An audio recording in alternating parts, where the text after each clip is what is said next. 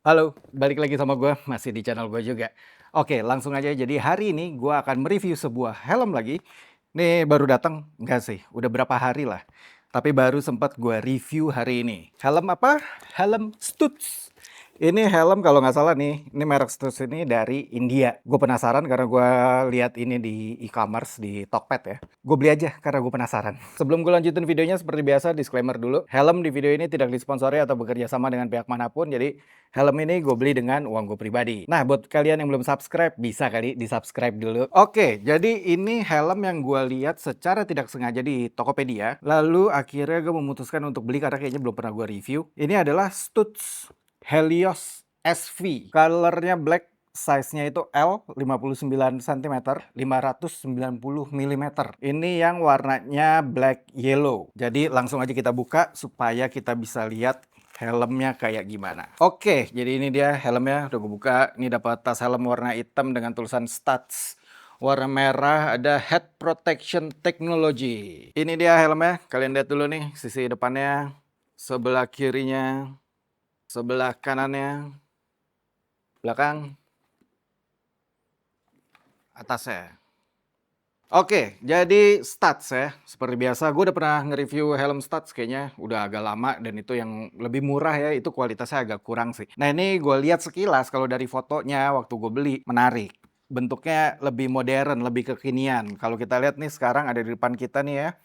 Memang helm-helm ala-ala balap kekinian yang spoilernya tuh panjang ke belakang, desain runcing-runcing ya kan. Nah, soal harga, jujur aja gue lupa. Nanti gue taruh di sebelah sini nih, di sebelah sini harganya nih ya. Nah itu harga Stutz Helios, serinya nih Helios.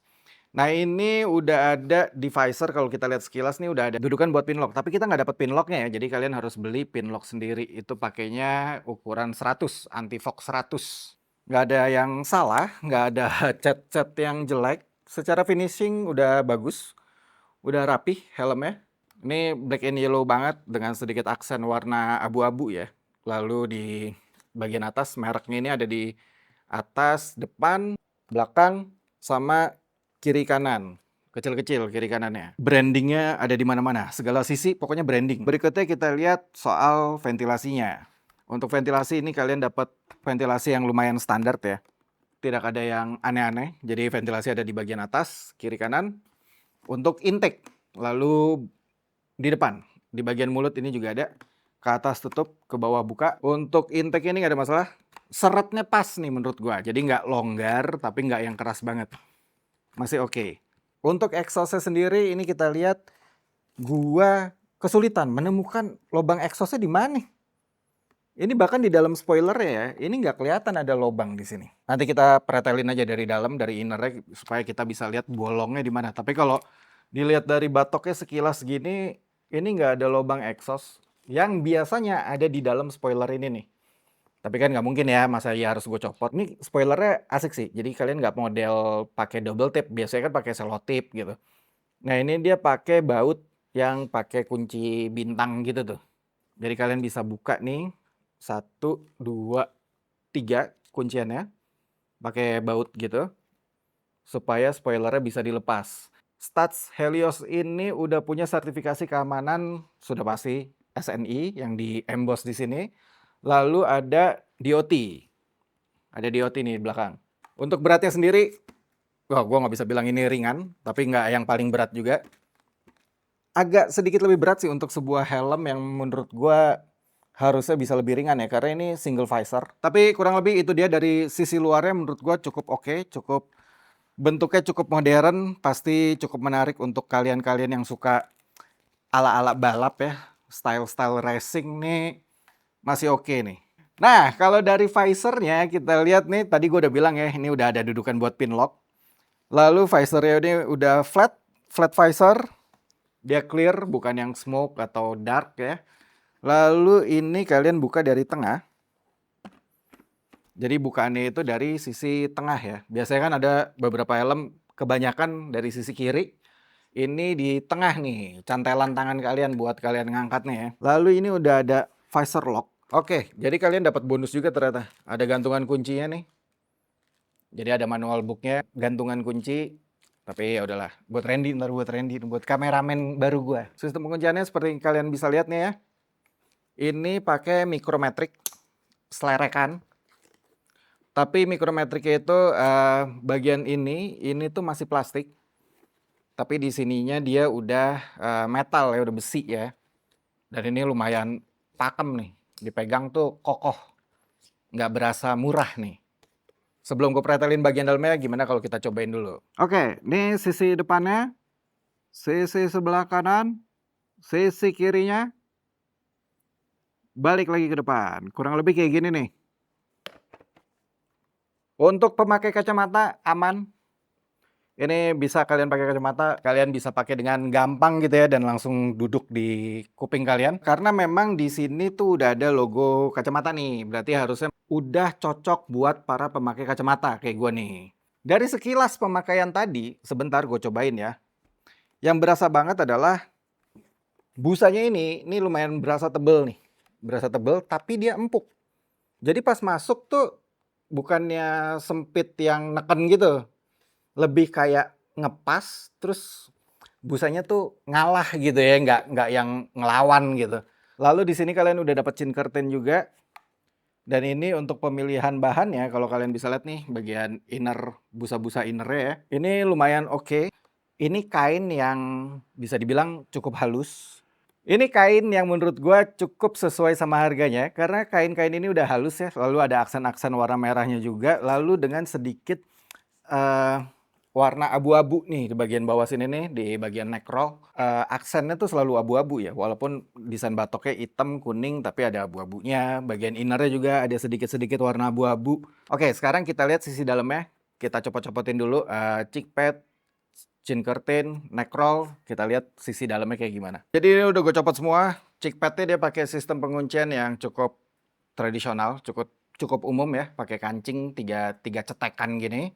Lalu untuk crown padnya dia pakai di sisi belakang tuh dia pakai 2 kancing kiri kanan, dan di sisi depannya nih yang masih kayak helm-helm lama, helm-helm pada umumnya yang diselip ke depan, dimasukin ke depan. Lalu chin curtain, lupa gue nyopotin chin curtain. Bisa dicopot nggak ini chin curtain? Terus copot nggak bisa dipasang. Nah, untuk chin curtainnya jujur aja gue nggak berani nyopot chin curtain ya, karena ini keras banget. Gue nggak tahu dia permanen atau nggak bisa dicopot atau sistemnya gimana gitu ya. Tapi kalau gue tarik takutnya sih sobek chin curtainnya. Jadi lebih baik mungkin untuk sementara gue anggap chin curtainnya nggak bisa dilepas. Mungkin kalian yang lebih tahu, kalian bisa komen di bawah. Lalu sisi dalamnya IPS foamnya seperti kalian lihat, ini dia. Kelihatan ya, mudah-mudahan kelihatan. Sangat perindapan. Sangat India. Oh, tapi sebelumnya aman. Buat kalian para pemakai intercom, nih gue lepas penutup, busa penutup intercom ya. Ini udah bisa buat pakai intercom, udah ada bolongannya buat kalian naruh speaker kalian di dalam. Tapi kalian bisa lihat ya. Ini gue udah lama nih nggak ngelihat helm yang IPS foamnya seberantakan ini. Busanya warna putih, tapi selotip banyak banget. Kenapa banyak banget selotip di sisi depan, selotip bening, selotip hitam gitu ya, nyampur semua nih dari jadi satu gitu. Udah lama banget nggak ngelihat helm yang IPS foamnya, inner foamnya kayak berantakan banget. Bahkan helm-helm lokal sekarang kayak RSV, NJS, kita nggak usah ngomongin KYT atau NHK lah. RSV, NJS aja itu inner foamnya tuh udah rapi-rapi banget gitu. Ini perindapan. Tapi kita lihat aja ya. Ini kalau kita lihat IPS foamnya, ini nggak jelas sih. Ini intake-nya bolong gak ini? Gue tuh tidak melihat, terutama di exhaust ya, gue tidak melihat lubang exhaust gitu. Ini gue arahin ke lampu gue nih ya. Ini kayak nggak ada yang tembus gitu. Jadi gue rada curiga nih batoknya bolong apa enggak ya? Kalau gue lihat secara detail dari bolongan-bolongan IPS foam ini nih, walaupun kalian lihat kecil-kecil gitu ya bolongan-bolongannya, ini tuh nggak kelihatan ada yang tembus ke batoknya gitu, batoknya bolong juga gitu. Di sisi depannya juga agak konyol sih. Jadi dia buka tutup di sini, intake-nya masuk di sini ya. Tapi di sini tuh mana nih ngasih lihat nih. Di sini tuh bahannya keras gitu, plastik. ketutup, nggak ada kisi-kisi, nggak ada bolongan ke arah mulut kalian. Gue sih mungkin curiganya dia ngarahin dari sela-sela atas sini nih, dari arah belakangnya nose guard kalian. Ini kan ada celah sedikit nih, kayaknya dia ngarep angin tuh kebuang ke atas. Jadi nggak langsung ke mulut kalian ya, lebih ke arah nose guard supaya ke arah visor biasanya, supaya visor kalian tuh nggak gampang berembun. Tapi nanti mungkin gua harus pakai ini beberapa hari, pakai motoran ya kan, supaya berasa ada nggak angin yang masuk atau nih helm adem apa enggak. Ini dia unboxing dan first impressionnya. Kalau gue lihat dari style ya, ini masih bisa lah laku di Indo ya, karena style ini racing-racingan. Tapi ya itu innernya sih kurang banget IPS foamnya. Gue banyak helm lokal yang lebih rapih dari ini. Tapi gue akan bisa ngasih kalian info lebih detail lagi nanti mungkin setelah gue pakai pemakaian mungkin seminggu ke depan. Baru bisa gue update lagi. Oke, gue rasa sekian video gue untuk first impressionnya nih, unboxingnya. Semoga video ini membantu buat kalian. Kalau kalian mau nonton video-video gue yang lain, kalian bisa klik di sebelah sini atau di sebelah sini. Tinggal klik aja. Thank you banget buat kalian yang udah subscribe di channel gue. Thank you banget yang udah nge-like, udah komen di video-video gue. Kita ketemu lagi di video-video gue berikutnya. Thank you guys. Bye-bye.